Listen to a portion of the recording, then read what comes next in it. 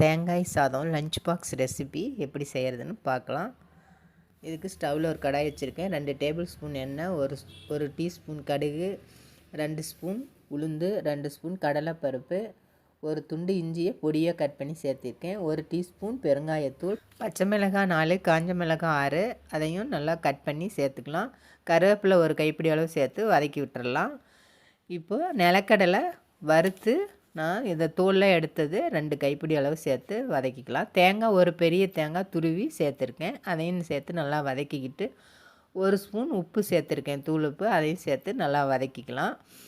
தூளுப்பு மறுபடியும் நம்ம சாதத்தில் சேர்த்துக்கலாம். சாதம் உதிரி உதிரியாக வடித்து வச்சுருக்கேன். ஒரு 1/4 கிலோ சாதம் அரிசி போட்டு நல்லா உதிரி உதிரியாக வடித்து வச்சுருக்கேன், அதையும் சேர்த்து நல்லா கலந்து விட்டுக்கலாம். உப்பு பத்தலைன்னா இந்த ஸ்டேஜில் உப்பு சேர்த்திக்கலாம். இப்போ மல்லி இலை தூவி நம்ம கலந்துக்கிட்டால் தேங்காய் சாதம் ரெடி. நீங்களும் இதே மாதிரி செஞ்சு